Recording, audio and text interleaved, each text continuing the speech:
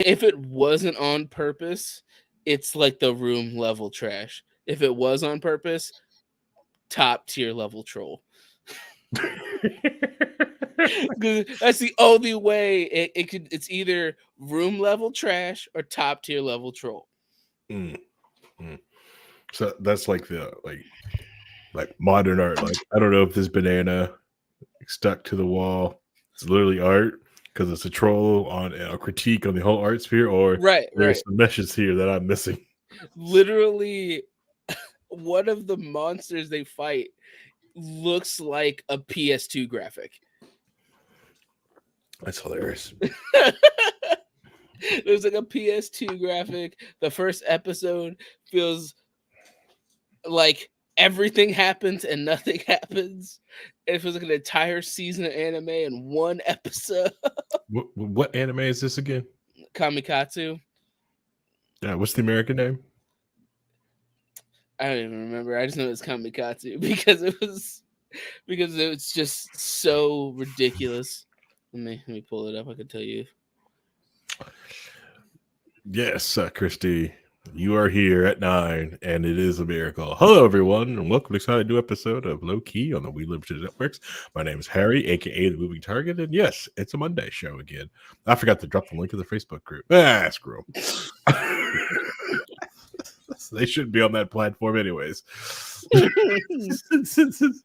Yeah, I said it. You should be on Facebook. You know why?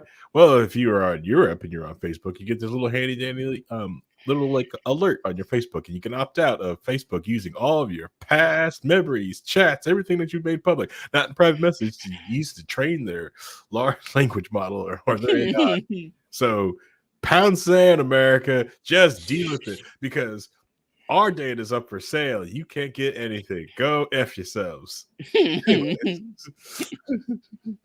Speaking of people who speak out and get F themselves, we've got Reinhold coming from the Henry County Prison in his orange jumpsuit. What's up, Reinhold? This is a nice red. Red matches my skin tones or whatever. That's what my wife says. I don't know. But here to have fun, and I'm gonna try and not do a Biden tonight. I'm not feeling 100%, so I may be a little stumbly on my words and kind of rambling off and trailing off without this. All right, Vince, I have no idea what he just said. I don't know. I have no idea. Go ahead and introduce yourself. Hey guys, this is Vincent. I'm here to talk about the weeb shit. That's what this episode's all about. Because the pseudo E3 happened. This E3 doesn't exist anymore. And Thank goodness. And the newest season of anime starts like in 2 days. So I'm gonna go over some of the things that happened over the last season, the last like six months or so, of things that you guys should check out before even more things come out in like 2 days. Because the anime circuit is a never-ending cycle of more and more content that you will never be caught up on. Yay! Yay! Yay! All right, hold on. I'm even going to drop the link for those losers in the Facebooks. And for that anime I was talking about, it's called Kamikatsu, Working for God in a Godless World. Oh. Because basically the main character's dad is a cult leader and sacrifices him to the god. And as he dies, he wishes for a place where gods don't exist. So the god his dad was a cult leader for moves him to a world where God doesn't exist. What? Well, okay. It's still better than the Suicide Squad Isekai. Whoa, that's coming out in like a week. People are probably gonna watch it. God, they sure are. They are. I heard people like, "Huh, it doesn't look that bad." I'm like, "Oh God, why? Why is Harley Quinn fighting dragons? Make it stop! Make it stop!" Look who's got control of the IP, and look what we can do. That's all I see.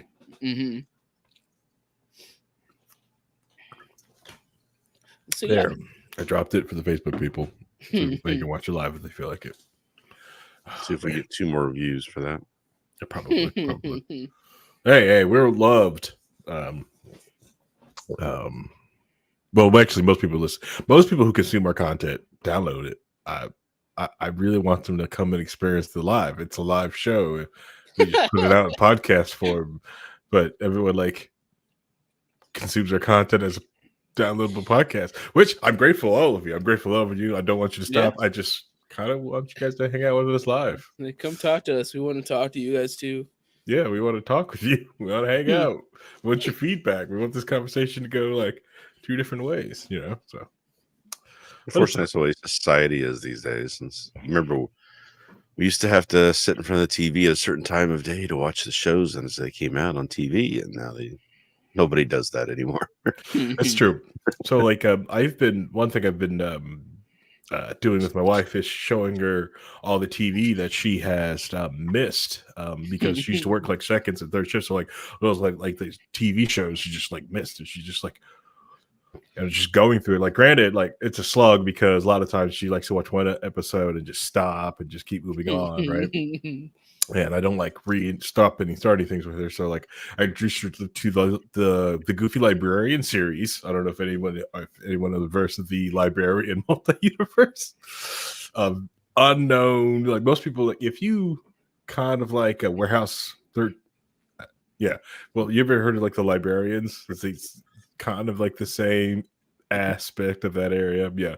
There's tons of movies, tons of stuff with it. Noah Wiley was the big star of that for a long time. Yep. Yeah. See, right whole notes.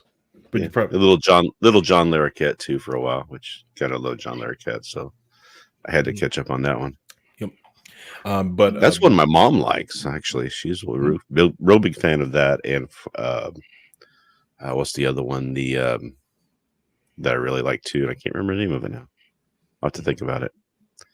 Having a Biden moment. Right, it's one with 12 Windows XP here. No, it's the one where the people are like criminals, but they get together and fix people's issues. Was that Leverage? Yeah, Leverage. That was it. Why did I think of Leverage? Yeah, because you said Librarian. Yeah, because Librarians. Yeah. I got you. Yeah, Leverage. Yeah. Which kind of feels like it's the same universe, but not. But yeah. There was some crossover between Librarians and Warehouse 13 at one point, wasn't there? I think so. I don't know. There was something. Librarians crossed over with another show, and it was either Leverage or Librarians or something like, or Warehouse 13 or something like that. Yeah. I believe it was Warehouse 13. Yeah, I know. Didn't Warehouse also cross over with like Eureka too? Oh yeah, Eureka. God, that was another one that just nobody knows about, but was so good. So good. Yeah. Just like and the star of that is now Maytag Repairman because he couldn't get any work anywhere else. It's so sad. Yeah. It's the one of the 2000 shows. Yeah, the show I got wife into looking at is Fringe. I don't know if you ever watched the show Fringe, which I told her like we can watch the show, but like the first episode is really long, but it will grip you. I was like, she's like, this is I was like, yeah, it feels like a movie. Yeah, the quality doesn't stay up here, but the story, like it's pretty good. There's a guy who does like book reviews named Daniel something or other, but he's younger, but he put out this like 3-hour diatribe about how Fringe was like the best TV show on, and Fight Me basically. So he went to a whole long rant on it. He ain't wrong. If you, I know it's better. It's better than Lost was. I'm sorry, I don't know why people love Lost so much, but there's a lot better shows out there. But you don't Mr. like Robot. the mystery box? You don't like the mystery box, Reinhold? Reinhold. I don't know about you, but I'm with you on that one. Lost is just stupid. It's dumb. No. I remember I got the pilot for Lost. It was in the test group for it, and I downloaded the crap out of it. This thing is stupid. It's not going to go anywhere. And here's the funny thing too is that I'm watching a guy who's a filmmaker, who's a young filmmaker, and he got talked into watching Mr. Robot, and he's on like the last 3 episodes of Mr. Robot, and he's like, how are people not like, how did not this how did it not win all the awards? How is not everybody talking about it? But everybody's talking about Lost. Right. You know, it's like, come on. Mr. Robot is so good. People Oh, got Mr. Robot is so Lost. good. Lost got the early investment. It was before a lot of the serialized shows became big and popular. I think the best part about Mr. Robot is those people that like, oh, why can't the hackers just take out the people holding the debt? So it's like, you want to see what happens? That was the that was the frustrating thing I had in that conversation about the Fed a week ago. It's like, you guys don't understand what would happen if you got what you wanted. It's not going to be what you think it is. That's not what you think it is. And that's Mr. Robot's a perfect example of what would happen. Yeah, it's like the BRICS nations go like, we're going to go to the gold standards. Like, oh, this is going to be fun. I can't wait to buy some cheap Brazilian property.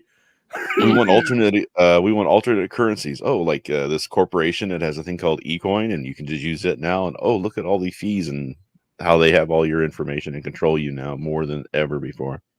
Exactly. Like, ooh, yeah, we think you have driven far enough. We're going to turn off your eCoin now. What? And the thing is, like, people are like, well, we got Bitcoin. It's like, okay, what if the transaction of the Bitcoin network is very slow? So what if the gas fees or the transaction fees are controlled by something? No. Right. Yeah. Oh, you still owe us money on this loan, or you missed a payment here. Oh, you can't buy food this week. Sorry. What are you gonna do? You got to complain to the government. It's not. It's a private entity. Yep, exactly. Anyways, yeah. So we get too long in the tooth and everything else, or going like that, boring other people because they came here for Weeb stuff. And hopefully we don't correct the ire of the people on the X website and hopefully Vincent doesn't have any trash takes. So fair enough. And just before we go, it was Eureka and Librarians got together, or Warehouse 13 and Eureka got together. That's what it was. That was the crossover. Yeah. Okay, yeah. I thought the Librarians were in there somewhere, but I know that Warehouse 13 and Eureka crossed over in the later seasons. Good stuff. Alrighty, so E3 is dead and gone. For people who've been around for a long time, E3 was when all the games got announced and everybody cared about it, and that was the big gaming event because that's when everything got announced. And then E3 died with COVID and the fact that it was already dying before that because it became it stopped being about the fans and more about the corporations making money and people not being able to go there and do the things they used to do with it. Yep. And then we let not like Comic-Con, which is all about the fans. I'm sorry, that was meant to be sarcastic. Yeah. I stopped paying attention to Comic-Con for a long time, so I was like, totally. Marvel, the MCU killed Comic-Con. Well, it pumped a lot of money into it. Yeah, it's the same thing, just like which I don't know, like I'm kind of glad that tabletop gaming hasn't got so big, so Gen Con wouldn't do something like Comic Con, right? I can feel like Gen Con's always on that, precipice of almost being there, but it's not there yet. I'm like, oh my God. It was like, okay, yeah. Wizards of the Coast is really trying to mess it up, but I also understand Gen Con has done some goofy things in the past, but nothing to compare to Comic Con. Because there's some dust up of some weird stuff going on with the reward ceremony, but that's really small and very niche, and only all the people who are in there knows what's going on. Is that like public knowledge? Because I'm sure you Reinhold probably doesn't know what's going on, what I'm talking about. Nope. See? It's not that big yet. And hopefully all that dust up and that anger stays small in that little group. Right. Remains to be seen. Just need a slow news day. Hopefully we don't have one of those. Right, exactly. Anyways. So, but because E3 is gone, each of the big gaming companies that would normally have their press conferences basically just rename their press conferences to something else and releases it roughly at the same time.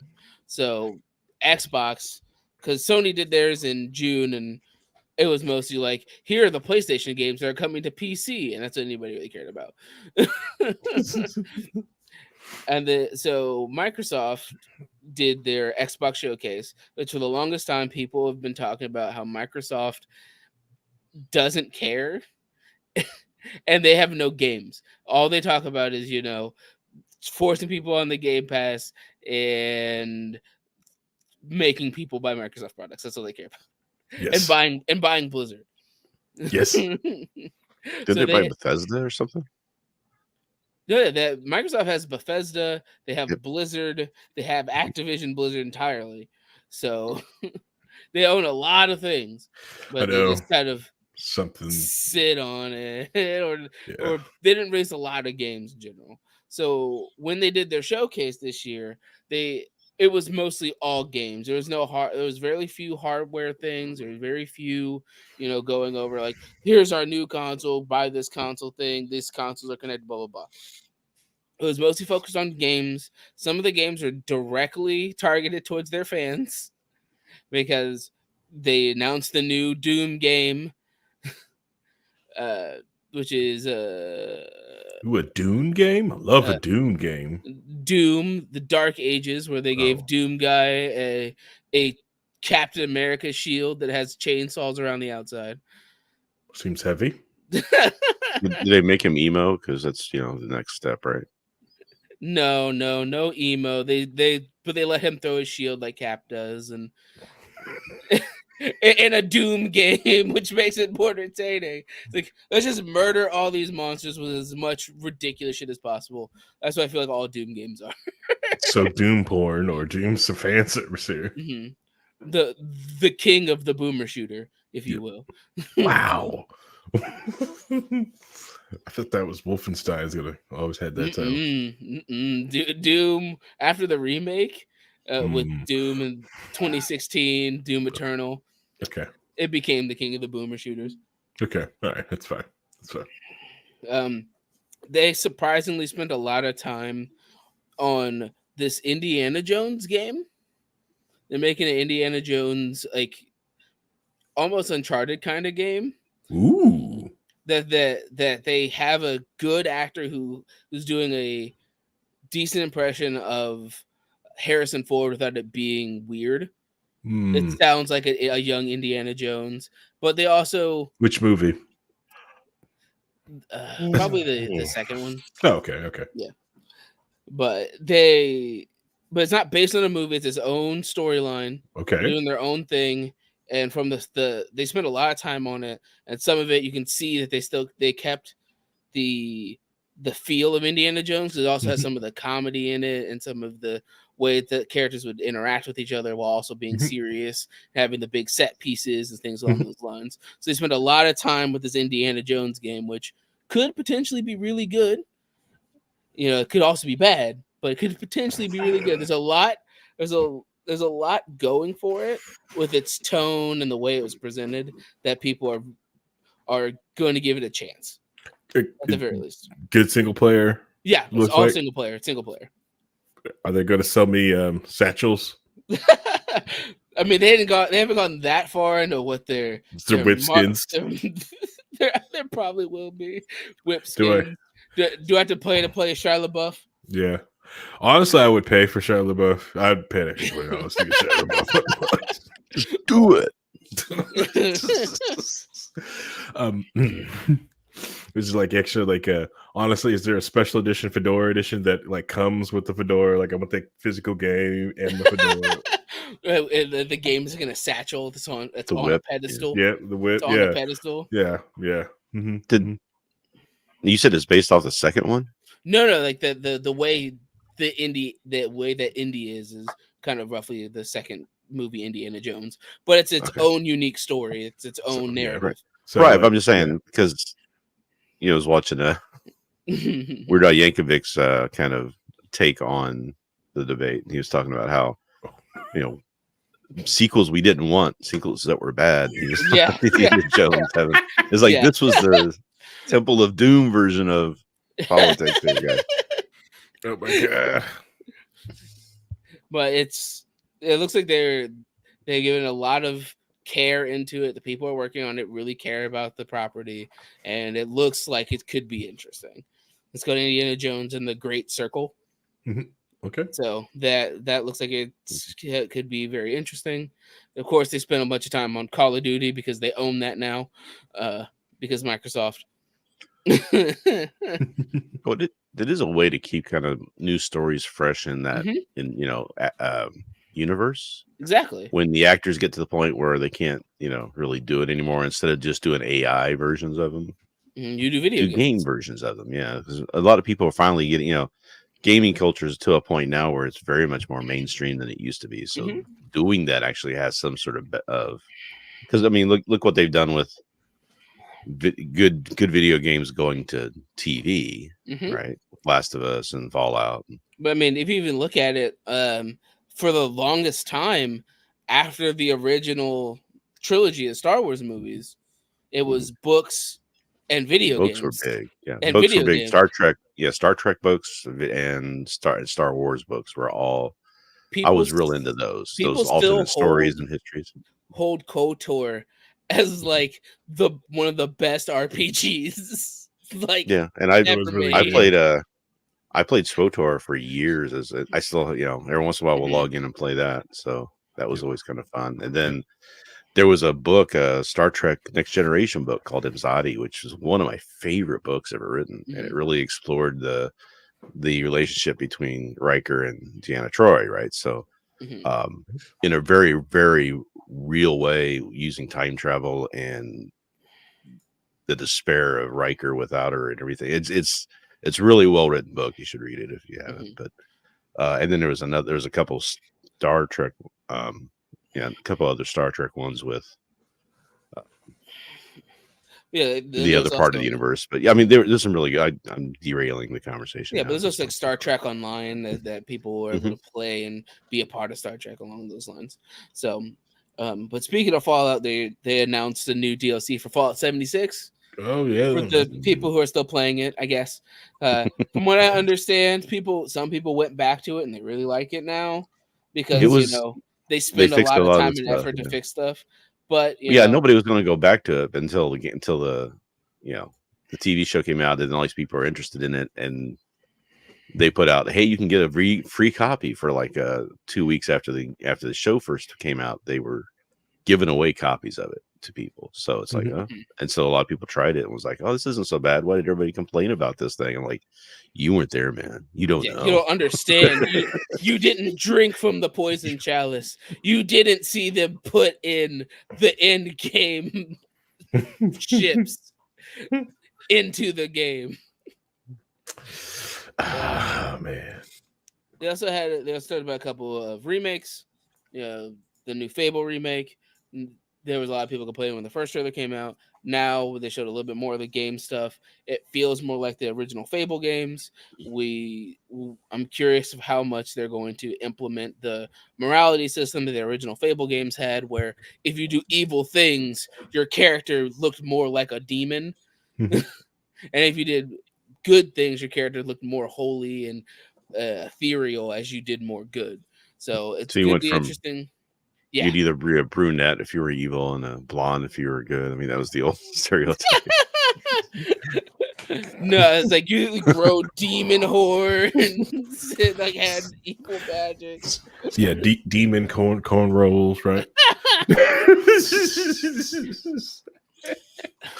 And another remake they brought in, which is a very, very interesting, was Perfect Dark. Perfect Dark is Mhm. an N64 game that was a first person shooter that was like a spy Yep. first person shooter that was around during the same time that people would play that next to GoldenEye. Even Mhm. though GoldenEye is the one that lasts the test of time, That pause Perfect Dark screen. was right there. Yeah. That pause screen music. Yeah. Yeah. Golden gun, baby. Mhm. Yeah. But Perfect Dark was the other shooter people played when they had it. Yep. And it's basically been dormant for a really long time. They showed some gameplay of it. They showed that they're working forward, making this game that has been talked about for years. Because I believe they tried to make one for the 360 and that kind of flopped because they didn't really get the spirit of the original games. So it looks interesting. We hope that it's going to continue to be good. Well, the last Doom didn't really capture the spirit of the original either, but Right, exactly. the 2005 Doom, I think it was. I still have it because I bought it. I was like, oh, it's gonna be great, and I'm like, oh, I played this game 20 million times, called different things. But for the most part, I played this one. It was called Castle Wolfenstein. So. they did announce they did talk about some, original IP things. There's a game called Wukong that's an action. It's like an action third-person action game, kind of along the lines of a Devil May Cry or a Soulsborne game that is based around the traditional tale of Wukong, from Sun Wukong of Chinese folklore. It looks very good, looks very polished. This independent company is doing it. Another one is called Mecha Break, which is an action. And it's an action mech game, which one person I saw made the argument of. I don't think there's ever been a mech game I've hated. That's what he said, not me. That was his argument right now. That was his argument. Like, and one of them's an Armored Core game, okay? There's never been a mech game they've outright hated. They might have disliked it, might not have been the best, but they never hated it. They always had at least some fun. So that's their argument. Have they played Journey to Jabberwock? Probably not. I've got some games. I got a Gundam game for you to play. These tank controls are trash. The only one of those games I've ever played was Virtual World anyway, so it's all downhill from there. Yeah. Once you played that. And then they ended their whole announcements of things with a new Gears of War game that people were super hyped that they were doing another Gears of War game. And it's a Gears of War prequel that takes place at the when the monsters started showing up. The locusts start coming out. All right. I'm going to need your help. Okay. So I don't buy Mecha Break on launch. This looks good. Beta's in August of this year. Oh, man. I don't want to get Payday 3. That's why you get the beta. That's why you get the beta. Try the beta. See how that goes. Go from there. I think I'm going to sign up for beta. This looks good. Now, I'm a sucker for mechs. I know you are. I'll be biased. I'm probably going to play it. I don't care. If this can let me do what this thing is doing in this video, so I'm just going to get it +1 for me. Because we do reviews on this channel, right? We will now. Yeah. Here's like, sorry there wasn't an episode this week. I was playing Mech Breakers. Try to get that Mech Breaker review out. Killing it. I'm spending so much time. It's like, you got a review channel. We're a review channel now. So speaking of which, did you ever watch Ready Player One? Yes. No. You haven't seen Ready Player One here? Okay. First of all, you would get 80% of the references in the movie. You would love it. And there's one scene especially I think you would kind of have a little bit of a schoolgirl squee when you see it. So I've seen the clip of the RX-78 Gundam in it. Yeah, I saw the Gundam. That's all that matters. You saw the Gundam. That's all you I saw Gundam. Yeah. But the way he pulls it and the way it's so important to this. Like he's like, we need something really big at this point. The guy goes, I've been preparing for this. Good. It was pretty good. It would have been, honestly, I do, well, I love RX-78. It should have been the shiny gun because he should have snapped his finger and it goes, Rise, God, Gundam. And just boom. Well, Iron Giant plays a big role too. I figured he'd get a kick. So. Yeah, we all know the best Gundam is show. Epion. It's Epion. Okay. All right. You can't outduel Epion. I don't know what you're talking about here. Turn A is right there. You can't outduel Epion. Okay. And an outright duel, Epion best. Okay. I'm saying if you get some time while you're waiting to get the permission to watch more Fallout, you can check it out. But they ended with new Gears of War game. There was a lot of people during that conference that was really excited about it. It's a prequel, so it's not as where the narrative is completely fallen apart. Mm-hmm. They have John DiMaggio being Marcus Phoenix again, it makes sense. Yeah. The only character for that. So overall, they actually spent a lot of time showing a lot of interesting games. It should be interesting to see where most of these turn out, and especially since it's Microsoft. Like 90% of these are going to be on PC anyway. So, so most of these you're probably going to be able to play just standard. And As God intended. Mm-hmm. And not long after the Microsoft one, a couple of days later, was the Nintendo Direct for their announcements of June. Hold up, sign up for the beta. He's signing up. Of course you are. So let's not get approved. The interesting thing about this Nintendo Direct going into it is that everybody was curious of what they were going to announce, because it's been leaked online that they're already working on a successor to the Switch, because the Switch is underpowered anyway. The Switch is, was underpowered when it came out. So they're already talking about what they're going to do to replace the Switch. And that's probably going to happen within a year, if not 2. So a lot of these games they're announcing are basically going to be the end of life games for the Switch going into the new console. And for a swan song for a console, they announced a lot of things that people were extremely excited about, that were a lot of these things were unexpected and that people really are excited about. So they brought in their mobile game, their mobile console series of Mario and Luigi, which is a turn-based RPG that in the vein of Super Mario RPG.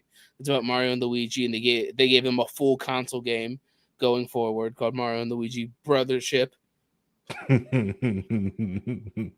see what you did there. Mm-hmm.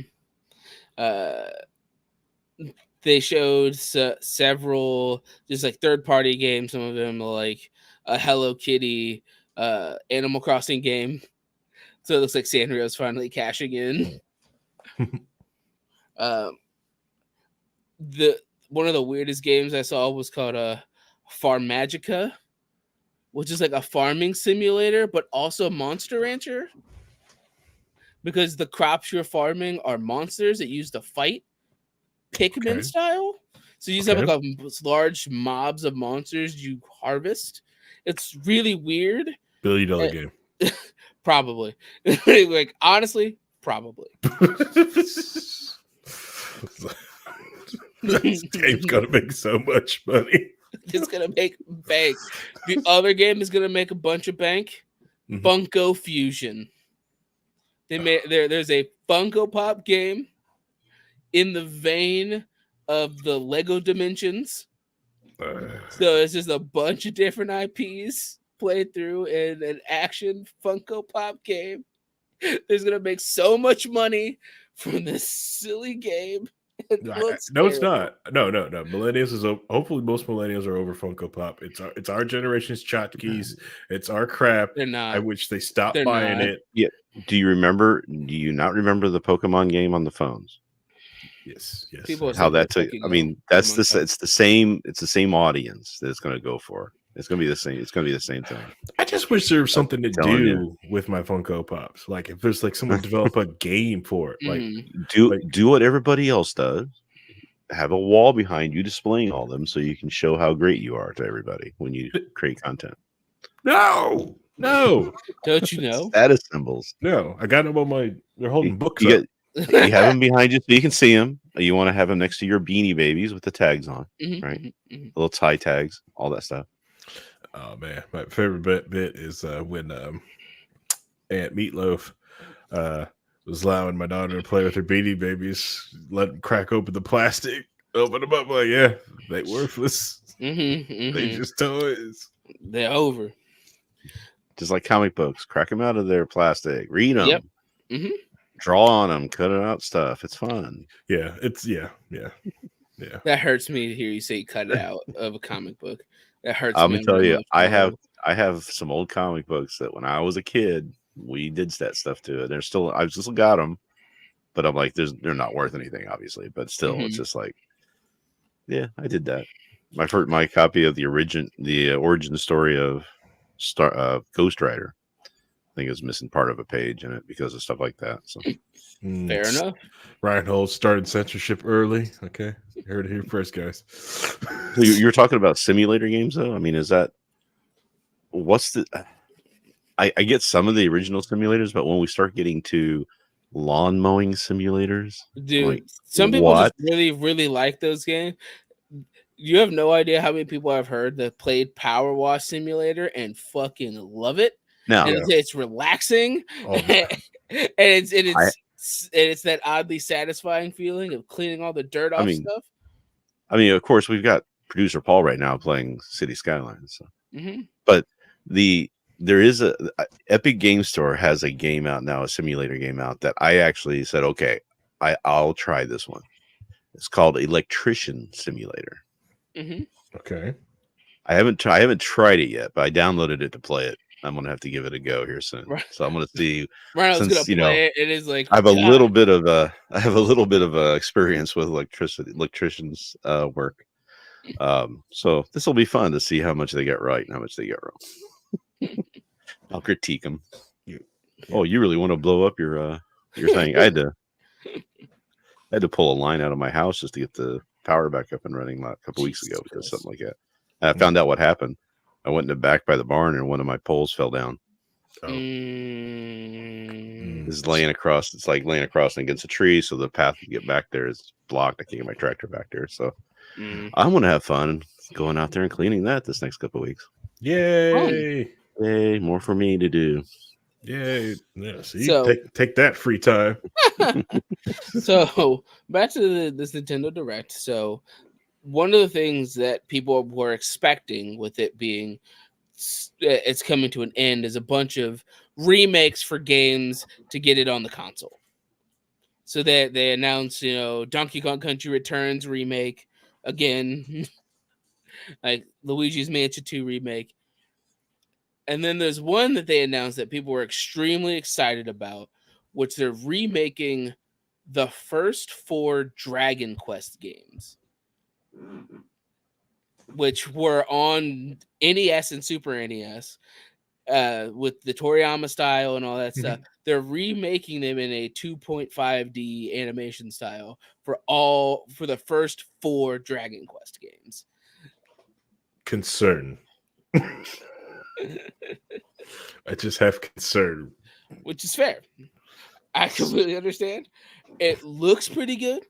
People are extremely excited about it because they've been wanting these Dragon Quest games to be able to be playable in a better manner than some of the old ones, because like playing some RPGs on the NES are kind of ass.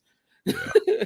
they are not meant to be played the way that you, if you're used to RPGs now, they're not that good. They're trivial in comparison. At least if you got an emulation, you hit save and go back. Yeah, exactly. And other stuff, yeah.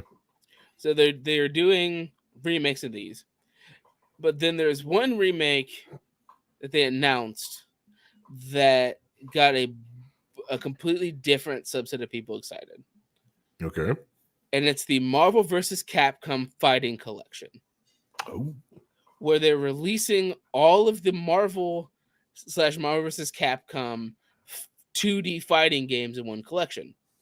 From Children of the Atom, Marvel Superheroes, Marvel X-Men vs. Street Fighter, Marvel Superheroes vs. Street Fighter, Marvel vs. Capcom 1 and 2, and the side-scrolling beat-em-up Punisher, where you play as Punisher and Nick Fury. Yeah. I remember that one. And one of the reasons that this is extremely exciting is because these versions of these games are the arcade versions of these games. They actually they're using the ROMs they used in the arcade cabinets. Okay. There are a bunch of like secret characters or boss characters that weren't playable before that they're adding in as playable characters. So like in Children of the Atom, you can play as Magneto and the Juggernaut for the first time. And this is the only place you can get Marvel vs. Capcom 2. You know, the fighting game that basically made the fighting, the FGC, Mhm. So, the hypest fighting game that almost anybody has ever seen. are they releasing it physical or Both okay? physical cart and it's also going to be on PC. Okay, all right, because that'd be something to get on physical. Yeah. That would be definitely something you get physical. So Just like Smash Bros. Games, you get those physical. It has a lot of people excited because it's basically impossible to get Marvel vs. Capcom 2 for a price under like $400. Right. Yeah. I mean, is it not included in like the 1-up stuff, the ROM emulation machines, arcade machines? You could, but there's also no real. It's not easy to get those, especially if you want to do like a tournament or anything along those lines, or you just want to play it like on because they also have online with rollback and No, make okay. it actual playably online. Hmm. So there's a lot of people that are extremely excited about this because Yeah, for the fighting game community, this is everything. Mhm. Yeah, Mhm. it's their Final Fantasy VII remake. Yeah. Especially since the last Marvel vs. Capcom game they made was Infinite, and that was kind of a miss. Mhm. So So we're gonna dislodge Smash Brothers from the. I don't know. It's hard to tell, but Marvel vs. Capcom 2 is what made the fighting game community. It's that and Melee. Yeah. But it all depends on like how it when it comes out, how is it Right. supported? Do they patch it a whole bunch? Is it a bunch of super broken characters they can't patch out and fix on day one? Well, the more than likely, since they're using the arcade ROM of it, they're probably not gonna, hopefully they don't go through and patch things because people are playing it for the way it's made. Exactly. That's what I'm saying. If they go in and just start mucking about, Right. That's what's gonna people go, yeah, nah. Everyone's hope, like, since they stated exactly which version of the ROM they're using, if they change it, there's an issue. Yeah. Since they go, here is the exact one. Here you go. Yeah. So that looks extremely exciting. There's a lot of people who are super excited about it. The fighting game community is crazy excited about it. They might go through and try to high res the textures and stuff. I mean, I don't think they want to try and play it at the resolution that it was. You know what I mean? One of the things they added, which is actually really nice, is there is an option in the options menu to turn off the flashing lights. So when like all the supers are like super flashy that can cause visual issues or eye strain, you can turn that off. That's good. So you can actually play it for longer. Some of the things look kind of goofy because, you know, Gambit's thing is all about him throwing the cards and the screen's supposed to flash purple. Without the flashes, it kind of looks goofy. But that's what makes it look better. goofy. Okay. I mean, yeah. Just playing cards. It's not that it's Gambit, but I'll have you know, sir, he has an infinite in that game. He has an infinite in that game, sir. I wasn't.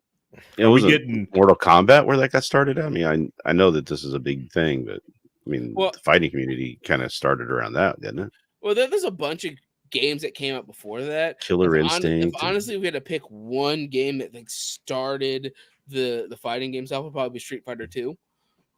But the fighting game community, the FGC as it is now, was usually built off of how popular Marvel vs. Capcom 2 became and the other games around it, like Third Strike and those kind of games that got people really into the fighting game community because it's flashy and pulls people's attention.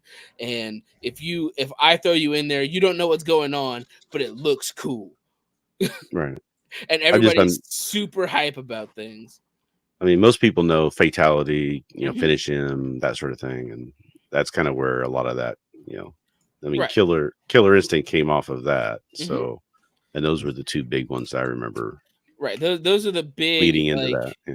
Like early combo based and those kind of things that those are the ones you'd play in the arcade for the spectators and go, oh yeah, I did the thing, get wrecked. Marvel vs. Capcom 2 was the first one where it's like everybody buckles down, figures this game out, and this is what they're doing. And there's such a massive roster of characters that there were so many people figuring out different strategies and different characters to use, and how this character breaks this thing and this character breaks this thing. Or I will say with like Killer Instinct, they did have like all the finishing moves kind of painted on the console, cabinet around it. So everybody, it wasn't like you may figure it out. You just go look it up. But yeah. So that's got a lot of people excited. That's a really great thing. I'll check in with Grimm's because he was big in the fighting community for a long time professionally. So I'll see that's if he's saying anything about a lot of people are super excited about that. They announced a brand new Mario Party game because people really like Mario Party.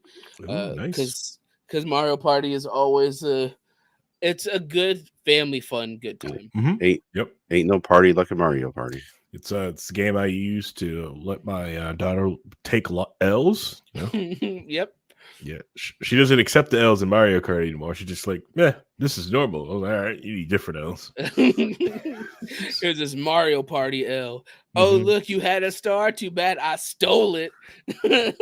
Yeah, watching your 7-year-old like storm off in the other room because you took a star. It's different. I never played that, but I did watch. When they were doing on Achievement Hunter, they'd play it a bunch. So there was always a whole thing. They would get into it really good.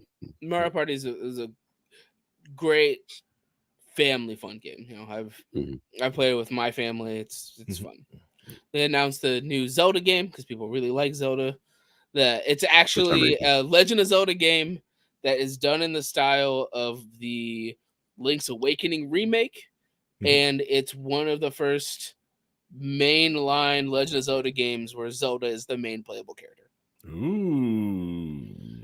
And they kind of, which some people are very excited about. I mean, I think it's interesting because some of the mechanics they're showing of like her copying things in the environment. Her Zelda being able to copy things in the environment and using them to her advantage to solve puzzles in different manners seems very interesting. Yep. There's Phoenix Wright. There's a Phoenix Wright spinoff series that they're bringing over from Japan. They're remaking it in its sequel, which is for the first time outside of Japan. And the big announcement they ended it with, they finally showed footage of Metroid Prime 4. Ooh. Which was announced when the Switch was released. The game was in production. They scrapped the entire game because they didn't like where it was going. And then they made a brand new game.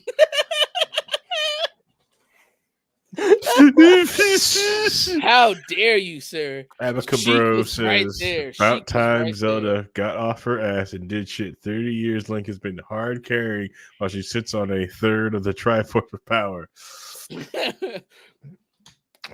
Sheik's right there. Princess Peach, too. Yeah. Whoa. Well, she already got her 2 games already. She even got her exclusive Switch game. Yep. Okay. But yeah, Metroid Prime 4 has been going through development hell. But instead of delaying it, they completely canceled it and redid it from the ground up. They were like, this game isn't good enough. Scrap it. Start over. Yeah, so I finally need to get up and finish or play my Metroid game. Yeah, I mean, you did buy them. I need to play it.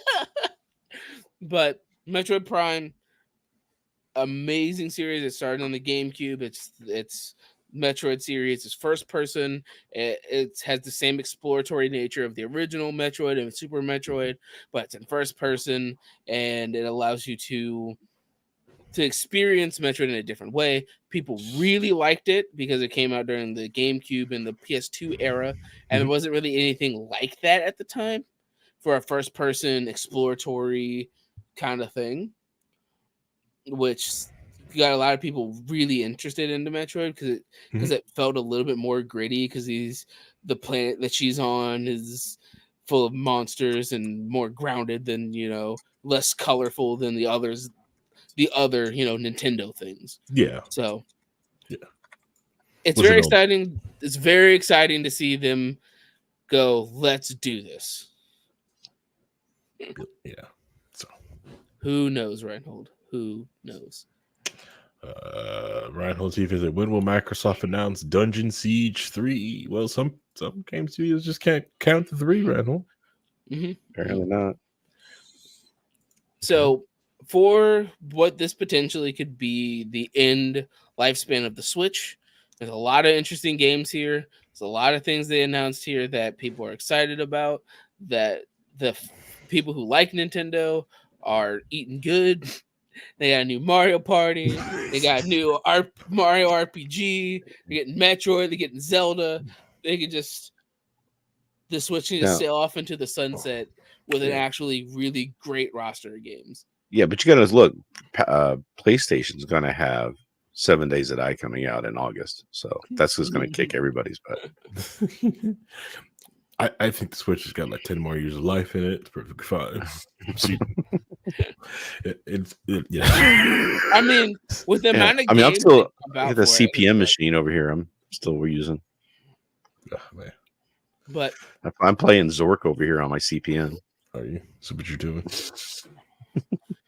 But for the potential end of life for a console, there is very few consoles that go out in this manner with solid game releases, things that people want, people are interested in, people want to play. Yeah. Are they thinking ahead to say that, okay, you do buy these games with the Switch getting ready to kind of be shelved? Are these games going to be available on the next version?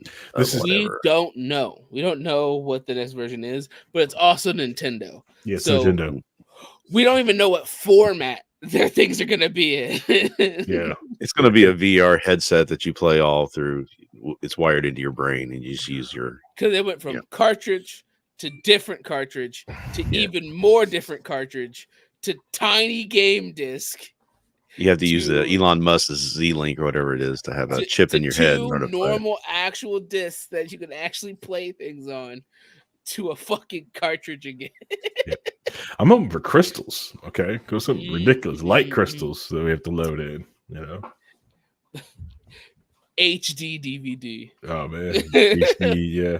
Or cassettes. Send out the cassettes. Just throw them in there. Don't jinx it. You know they would. Don't. They were watching a React channel. They had like kids, like 15-year-old kids, and they said they gave them a Walkman with a cassette, and they were trying to figure out how to get it out of the case. Get the cassette out of the case. They couldn't open it. They didn't know how it was supposed to open. They probably think they broke it if they opened it. Oh, no. Yeah, they were like, if we open it from here, it's going to break, right? And they were like really tentative with it. And the guy's like, no, you just pop it right here. And they were looking at him like he was crazy. Epic wrote, Nintendo sticks to carts, but because 20 years ago Sega dunked them on so hard with Sega CD, they're in perma trauma. Okay, no. Let's be honest. It was Sony's fault. Sony's the one that traumatized them out of discs. Yep. Because they had teamed up with Sony to make the N64. They backed out of the deal, and Sony said, fuck it, we already have the technology. Here's a PlayStation. So it's Sony's fault that Nintendo's on carts. Yeah. But screw Sony. Or they decided to make the most absurd shit for no reason. Yeah. The tiny discs for the fucking GameCube is just... I don't know what they were thinking. And the worst part is you had to push the middle of it to pop the disc out. Yeah. And everybody was told when you had a PlayStation, don't touch the eye, you'll fuck it up. Don't touch the eye. Just carefully put it in. Don't touch the eye. You'll fuck it up. But you simply have to push the eye down to get it out. Man. Good old Nintendo. Just doing things more complicated than they need to. Yeah. It's Nintendo. I don't know what to tell you, you know? You know, like, even if, like, because, usually, like, the other consoles, they'll do that, like, that stupid generation gap where, like, oh, yeah, this game, you know, this one, and they got the developers developing for both consoles, which is also awful because the games run on ass on the old stuff, and not as well on the new one. So, it sucks. Just don't do that. Or anything. Yeah, and then you get Hard cut. Here's your new console. We're sending it in fucking bricks. Yep. You had to buy your games in brick form. God, just bricks. Just I'm telling you, light crystal discs. You know. Oh man. Telegraph pigeon. Oh man. No, the next version is going to be a stamp that you look on the back. It's got a little dot of LSD, and that's when you experience the gameplay through. The real game. Then you put the probes, right? Okay. And then you sync up with other players for multiplayer mode. You ready for this shit here? You ready for it? It's called Neuromancer 64. They heard people talking about this backwards compatibility, so they're going back to NES carts. But they're slightly different because those don't fit. It's like when they did the video disc player, and they came out with the original video disc player, then they came out with the new video disc player, but your video disc from the last one wouldn't work in the new one because reasons. Of course, the original one, which I've got, actually, I got a RCA video player back there in the disc where you'd watch a movie, you'd have to turn it over halfway through because they couldn't get all of it on one side. So you'd have to take it out and flip it, put it back in. God, I remember getting movies on like several VHS. God. Of course, like some of these modern movies are so long, even like in the movie theater, just like, can I get an intermission? Come on. Chitty Chitty Bang Bang gave me an intermission, okay? And then some of the better movies you see these days are like an hour and a half long most. Mm-hmm. It's like you can do more with less sometimes. You know what I'm saying? Mm-hmm. You don't need we don't need 3 hours of walking towards Mordor to tell the story.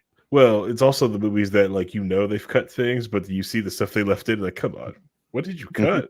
Why would you leave this in here? This whole scene didn't progress the plot at all. I know you cut things. Like the Snyder cut. Yeah.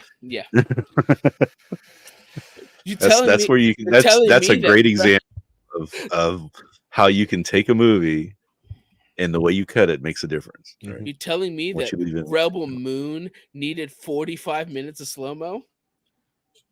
Yes, the second Rebel Moon movie has 45 minutes of slow-mo in it.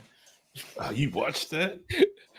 I've been hearing a lot about Madam Web too. I don't know. EFAP of it, sir. Okay. So I basically watched it. Yeah. But I watched it in like 4 times the length. That's fine. So, right, you watch Madam Web? I have not watched it. I've heard a lot about it, though. Oh, too busy watching Morbius. Okay. Too busy watching Morbius. I'm just too busy watching people react to Fallout, which is an actual good show. Yeah, great show. And then watching Doctor Who, but I'll leave my opinions on the table on that one. We'll come back to that. I haven't finished the season. I've heard things about the way that season ended, so. It's right now. It's like it feels like Doctor Who. It's not as Disney's fine. I was worried about. It's kind of mid though. Not as I don't know. I really love Torchwood, and I miss those things. No, and here's the thing. I don't have any. I didn't mind the recent season. I love the Judy. He's great. I love Jodie, but the stories were really a problem. This isn't that. This isn't like the stories are a problem so much as it is that it's like you really kind of want a little bit more, and you feel like they can give it to you, like they're laying foundations for stuff, and it's just like, And yes. I don't know if they accomplished what they were thinking they were trying to do. Yeah, but some of the great. I mean, have you seen the one with Maestro in it? Right? It's yes, it was. No, it was the start of it. Sorry, I missed the third episode. The second one? Okay. Yeah. Third. That character is very great. The actor who played that, she did a great job. Or they did a great job. I want to say that I think a lot of modern writers should probably watch Rocky Horror Picture Show and understand. How can I put this? Anticipation.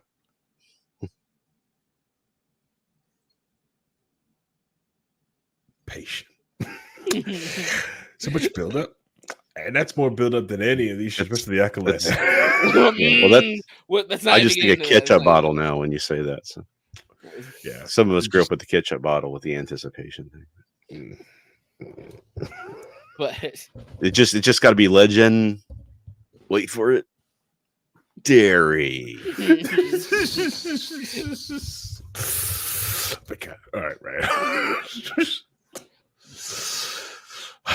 God damn it. so to round this episode off, we are going once again into another anime season because it never stops.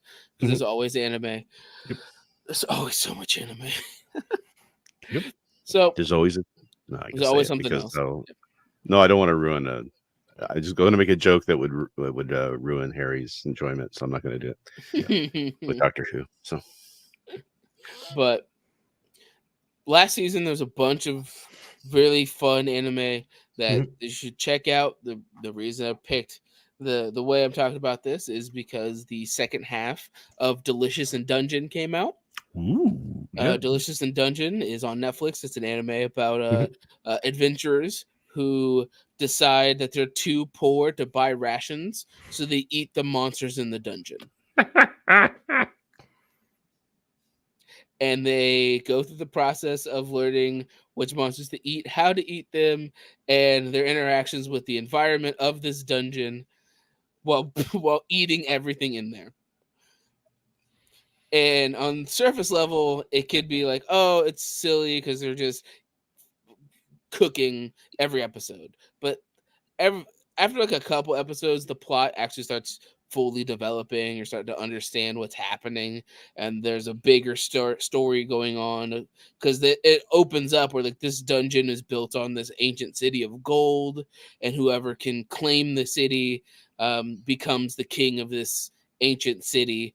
But it's corrupted the dungeon and caused all these creatures and monsters to exist in it.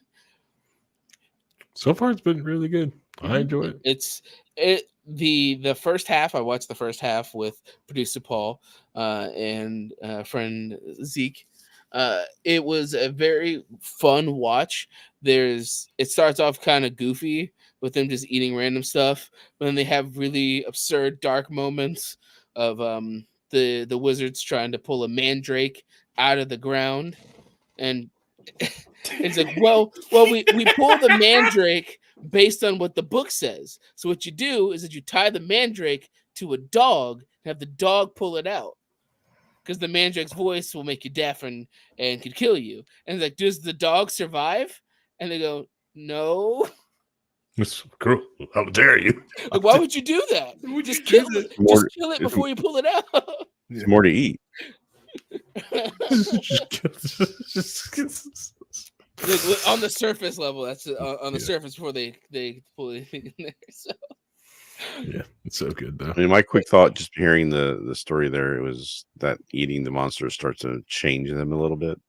But we'll see how that. Yeah. It's more of it's something that most people don't do, and they meet somebody who's basically lives off of the dungeon. Who's the best way to put him? He's like a barbarian that lives off of the dungeon. So he kind of teaches them how to cook through the dungeon. But you also learn about the characters and how the ecosystem of the dungeon works, as well as them trying to survive in it. Because they're in a race against time, because beginning of the first episode, the main character's sister gets eaten by a dragon, and they have to kill the dragon before she's digested. Yep. So they have a time limit to get through this dungeon. It's a very fun watch. And if you're wondering if during the time they're like, we're saving someone from being eaten by eating things so we get there. Yes. They think about and talk about that. With the logo there. So Delicious in Dungeon, I thought it was I think it's a great watch. It's on Netflix. You have Netflix. It's a Netflix original. It's all in English. You can just pop it on if you have it. Watch a couple episode or two. If you don't like it, but I think it's worth a shot if you already have Netflix. Of course, last season also had Konosuba season 3. Yeah. If people have been watching for a long time, on my 3x3, I had Konosuba as the anime that got me back into anime, and by proxy got producer Paul back into anime because I decided to watch it and he decided to watch it as well. thus creating the chain reaction that we're existing in now. Yeah. From what I understand about this season, because it takes place after the movie, one of the things they're doing is the party is getting relics that Aqua gave to other adventurers who died. What? And they're finding their relics and trying to use them for their own profit because they're terrible people. They are so based. Oh my god. It's okay. All right. Maybe they'll have a I can't wait for the Konosuba redemption season, just like Always Sunny. You know, No, at least at the Kazuma's the worst. at least Always Sunny, you go like, but these aren't the worst people in the world. These people are pretty good. These are good people. They just have bad circumstances. But I love Konosuba. I'm planning on watching it either this weekend or next to get through all of it because it's, as Harry says, some people don't watch episode to episode. I binge it all once it's done because it's better that way for me. Have to watch it. Well, Yeah, something's also better in context that Right. way. Yeah. Right. I would much rather have it all in one go. Yeah. There's a lot of different shows that are like coming out episodic, but like you realize like this is a movie that someone chopped up to 7 episodes, 7 8 episodes. Right. This is not a TV show. This is a movie. That's And cut weird. That's why they did the Fallout. They released it all in one shot because it could be considered that type thing. So. Yeah. Well, and I know I was binging it, so I wasn't stopping. I don't know how you do it, Eric. I'd be on the next one. I love my wife. Okay. Well, there was also a bunch of anime that came out. The last one I want to talk about for last season is Go Go Loser Ranger. Premise: 13 years before the narrative, aliens invaded Earth, and basically the Power Rangers showed up and defeated them in like a week. But they took out all the commanders and left like the minions and forced the minions to reenact the battle every Sunday for the last 13 years as a propaganda to increase the popularity and influence of the Power Ranger character. So one of the putties says that he basically is tired of being treated like a slave, being forced to replay his whole faction losing every week. Ends up running into like a low tier member of the Rangers who gets deformed in a fight. So they swap places. So he decides he's gonna take the Power Rangers out from the inside by being one. And that alien's name was Ron Paul. Send all hate mail to Reinhold. But Reinhold at Reinhold.com or org. Sorry, I don't have com. Yeah. But I missed out on that. It's such a fun premise. I haven't watched it yet. It's from what I've seen and heard about it. It's an entertaining thing. It's action, and it has that whole other narrative to it of seeing the other side of being the villains, having to take down the heroes. I hope it doesn't, go too far in the it's subversive category, but you never know. You never know. So I'll at least give it a shot. Expectations, yeah. And then next season, starting this week, an anime I briefly talked about, Oshinoko, which was massively popular and in just a work of art when it comes to fiction. The first episode is a movie which covers the whole first volume of the manga, because after the first volume, they go into a different direction for the story. And this is the second season of that. Producer Paul loves the series, loves the anime. I read the manga before the anime. I convinced him to watch it. He watched the anime. He loved the anime. He convinced Zeke to watch the anime. And our streamer friend KJ to watch the anime, and they both enjoyed it.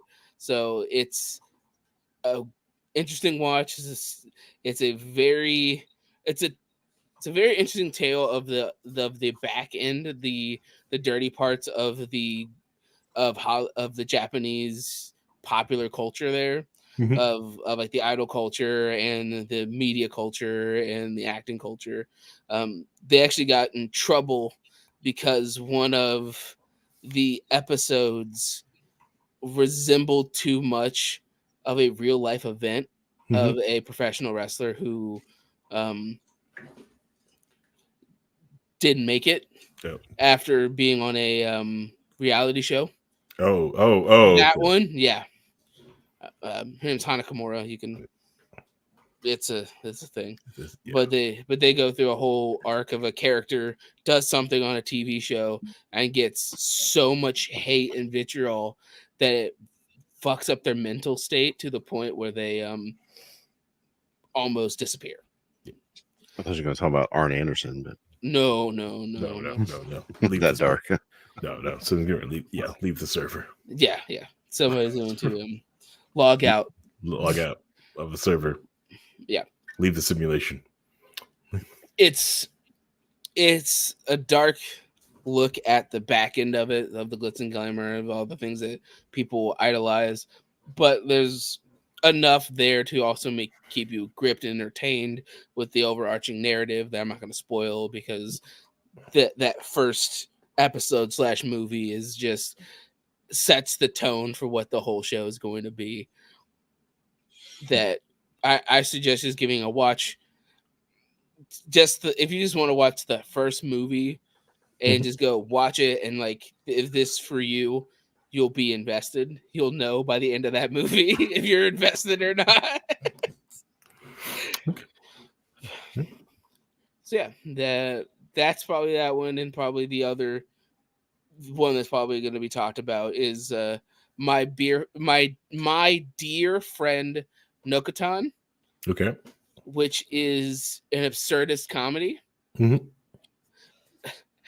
where the main character is like this delinquent who Mhm. pretends to be this cool, calm, and collected student, and this random student who is a deer girl shows up in the class, Okay. and just, if you watch the trailer, your brain will hurt because they show so much random goofy shit that Mhm. feels like such a fun time of an absurdist comedy.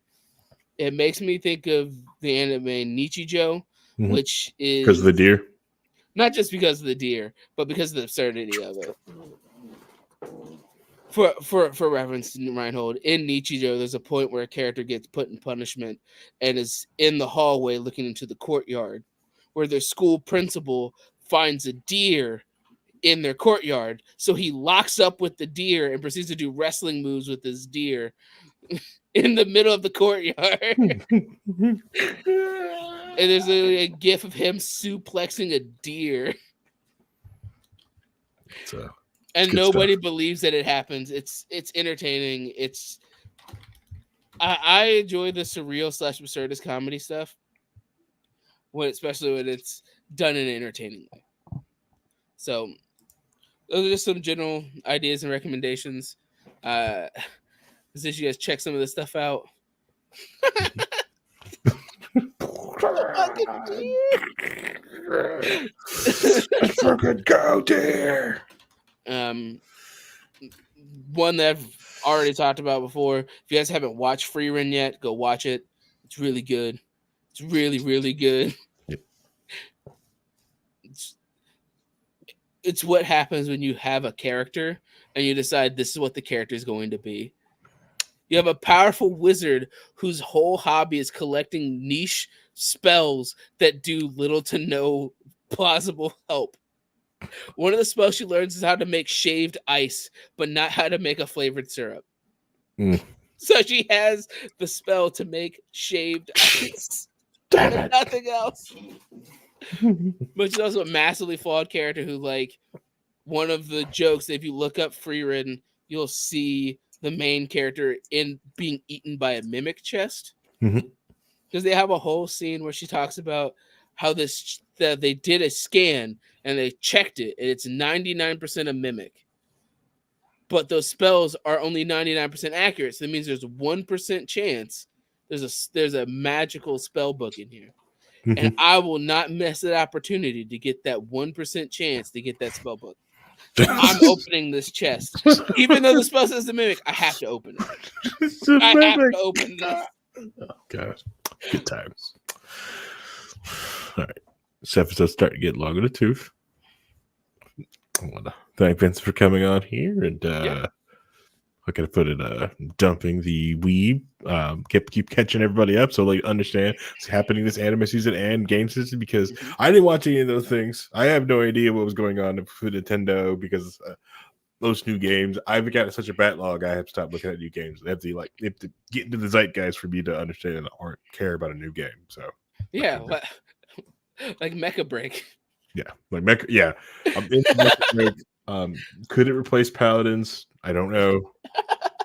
I've given but I've been wanting to play Armored Core, but it still has that awful de nouveau on it, and I refuse. I just refuse. That's fair. That's fair. So hopefully, it doesn't have any awful, DRM on it.